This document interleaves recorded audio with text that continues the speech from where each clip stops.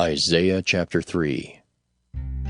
For behold, the Lord of hosts, doth take away from Jerusalem and from Judah the stay and the staff, the whole stay of bread and the whole stay of water, the mighty man and the man of war, the judge and the prophet and the prudent and the ancient, the captain of 50 and the honorable man, and the counselor and the cunning artificer, and the eloquent orator.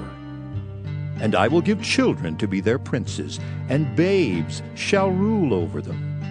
And the people shall be oppressed, every one by another, and every one by his neighbor.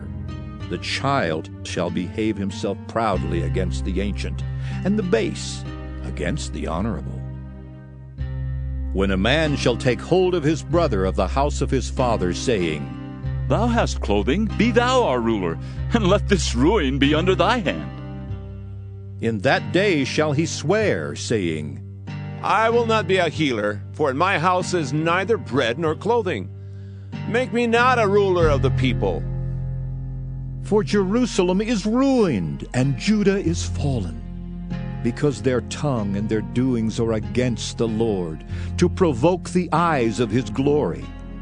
The show of their countenance doth witness against them, and they declare their sin as Sodom. They hide it not.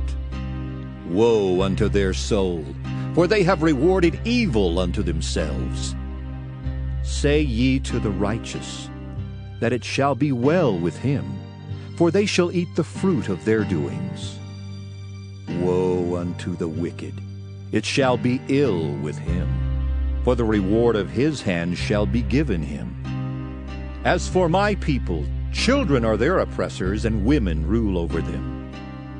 O my people, they which lead thee cause thee to err, and destroy the way of thy paths. The Lord standeth up to plead, and standeth to judge the people.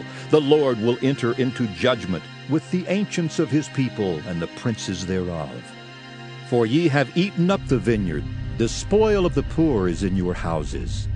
What mean ye that ye beat my people to pieces, and grind the faces of the poor, saith the Lord God of hosts?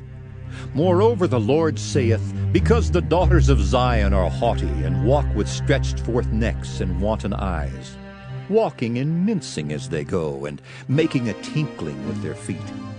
Therefore the Lord will smite with a scab the crown of the head of the daughters of Zion, and the Lord will discover their secret parts.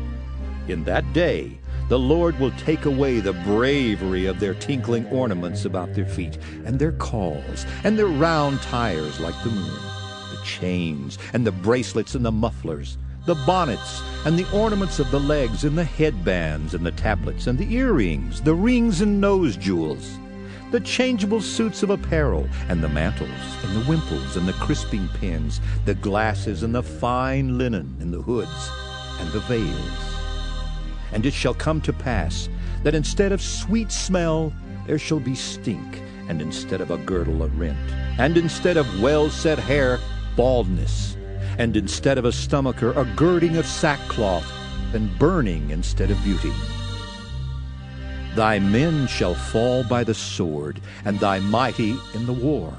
And her gates shall lament and mourn, and she being desolate shall sit upon the ground.